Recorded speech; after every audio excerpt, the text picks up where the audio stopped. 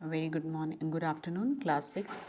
Yesterday we have completed with the lesson exercise of the hero of an hour, and I have given you some homework also. I have given you the homework for just for fun anagrams. So I told you to write it down. Few I couldn't find out, so I told you to just go through them, and nobody has sent me the answers. So why you people are taking it so easy? Bache, I am sending you each and everything. You are supposed to complete your notebooks. Complete your notebooks up till unit number 4.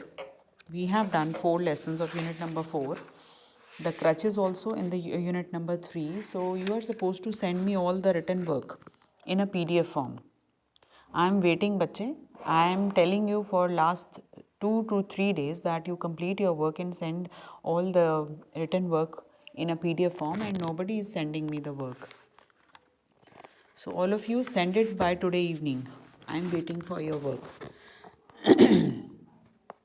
Now we come to the section number 2 of unit number 5. Section 2, where science taking us. Unit number 5, science. So nowadays I don't need to tell you that science is taking the main stage. Everything, the science and technology, it is the first and the foremost thing which comes to our mind, because the technology and science has means advanced to a great extent. And if we start thinking that where the science is taking us, where the technology is taking us, आजकल इतनी advancements हो गई हैं बच्चे life में कि life is getting so fast paced that we just sometimes don't ever get time to sit and think that where we are going. So if the aim of the science is the conquest of man's environment, what should be its ultimate goal? अगर तो science का सोचा जाए कि science कहाँ लेके जा रही है हमें, where the science is taking us, so we can think that up to many extent science has defeated the man's environment. काफ़ी हद तक तो साइंस ने एनवायरनमेंट को डिफीट करके कॉन्क्वर कर लिया है. What should be it's ultimate goal? तो कहाँ तक हमें साइंस लेके जाएगी और हम किस तरफ जा रहे हैं, किस डायरेक्शन में जा रहे हैं, क्या वो डायरेक्शन ठीक है, क्या वो हमारे लिए ठीक रहेगा? तो ये सब जो बातें हैं अभी दिमाग में बहुत घूमती हैं, क्योंकि साइंस के एडवांटेजेस तो बहुत हैं, but everything has two sides, advantages as well as the disadvantages also. So if the aim of the science is to defeat the man's environment, what should be its ultimate goal? कि अगर science का एक M है कि environment को जीतना है man की, तो इनका फाइनल गोल क्या होगा, अल्टीमेट गोल क्या होगा साइंस का? ये सोचते हैं तो हम कई बार परेशान से हो जाते हैं कि where the science is leading us, कहाँ जा रहे हैं हम. So when man first began to think, he asked himself the deepest of all the question. जब मैन ने सोचना शुरू किया, ठीक है ना, तो उसने अपने आप से बहुत से डीपेस्ट क्वेश्चंस पूछे. A question which you have undoubtedly asked yourself many times. What is the meaning of life?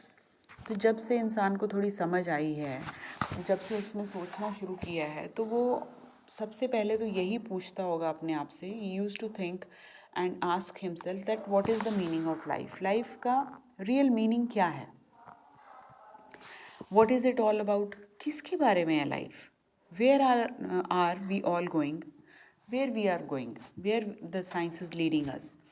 So what drives men ever forward to work and worry? What is that thing? What is that craving that drives the man to work and worry? ऐसी कौन सी चीज़ है जो हमें काम करने के लिए और हमें चिंता करने के लिए उकसाती है? ऐसी कौन सी चीज़ है?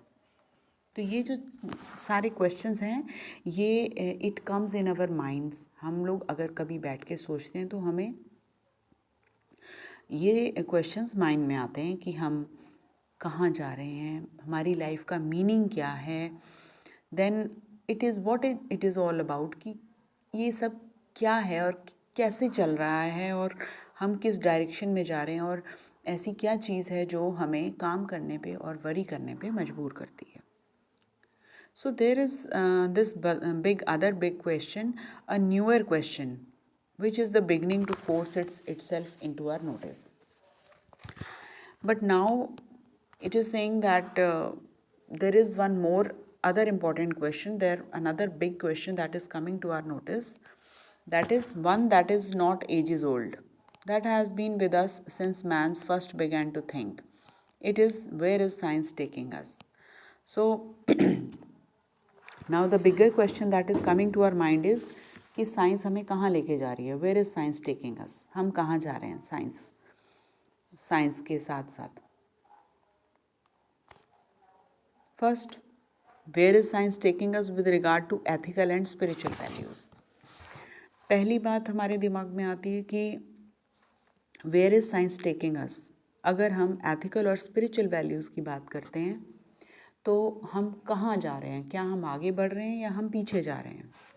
एथिकल होता है बच्चे जो बिलीव्स, जो मीन्स आपको डिफ्रेंशिएट करके बताए कि ये अच्छा है या बुरा है, अच्छे और बुरे का फ़र्क, that is ethical.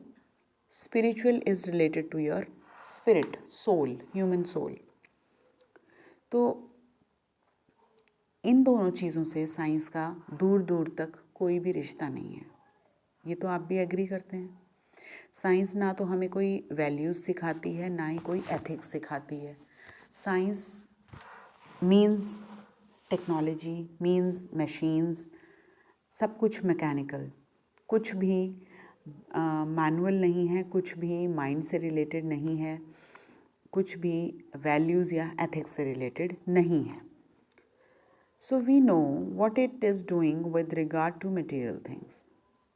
For material things are its daily business, because science deals with the material things. जितनी भी हमारी लाइफ आज इजी हुई है ये हमारी साइंस की बदौलत हुई है, टेक्नोलॉजी की बदौलत हुई है. आपको मालूम है जब अर्ली मैन की जो लाइफ थी, आपने एसएसटी में पढ़ा होगा, अर्ली मैन के कितने सारे स्टेजेस थे. Stone stage, then neolithic stage, ये सब आई थी. तो जो स्टोन स्टेज थी या अर्ली मैन की जो स्टेज थी, आपको मालूम है उस वक्त आपने पढ़ा होगा कि उस वक्त मैन कैसे सरवाइव करता था, उसकी क्या क्या उसका रूटीन था और क्या क्या वो काम करता था. बहुत हार्डशिप्स थी उसकी लाइफ में, हर चीज़ के लिए उसको स्ट्रगल करना पड़ता था. ठीक है, फिर उसके बाद उसने कुछ छोटी छोटी डिस्कवरीज़ की, discovery of fire, discovery of wheel, and ऐसे करते करते आज हम देख लीजिए कहाँ पहुँच गए हैं. आज हमने इतने पावरफुल बॉम्ब्स बना लिए हैं, न्यूक्लियर बॉम्ब्स बना लिए हैं कि हम 1 सेकंड में पूरी दुनिया को ख़त्म कर सकते हैं. इतनी एडवांसमेंट हो गई है साइंस की. तो ये सब क्या चीज़ें हैं? ये मटेरियल थिंग्स हैं बच्चे सारी. इनमें कुछ भी रिलेटेड नहीं है हमारे एथिक्स से या हमारी स्पिरिचुअल वैल्यूज़ से. Everything the talks about is the material things, means our physical possessions. जो जो हमारे पास चीज़ें हैं, हमारा बड़ा घर है, हमारी कार्स हैं, ज्वेलरी है, ये सब हमारी physical possessions हैं. So these are the things which are called as which comes under the category of material things.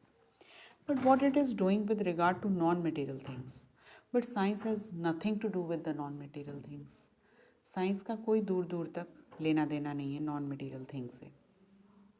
So if the answer were nothing at all, what would be bad enough, but the actual answer is less than nothing. तो ये तो हमें भी मालूम है. Here the science is actually doing less than nothing.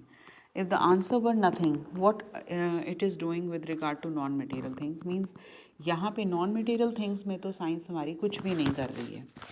So the answer what it is doing with regard to non-material things is but nothing at all. It would be bad enough, but the actual answer is less than nothing. अगर हम ये कहें कि कुछ नहीं कर रही है साइंस तो वो भी गलत होगा.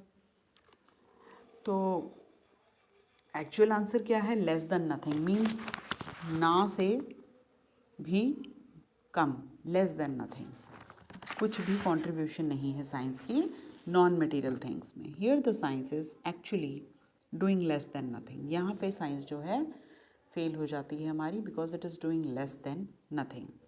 सो its material teachings have been so over emphasised, क्योंकि साइंस ने हमें इतनी सारी मटेरियल चीज़ें दे दी हैं कि वही हाईलाइट होती हैं हमारी लाइफ में. हमारी लाइफ में वैल्यूज़ की, एथिक्स की, स्पिरिचुअल वैल्यूज़ की बिल्कुल भी जगह ही नहीं रही है. हम सोचते ही नहीं हैं उस बारे में अब.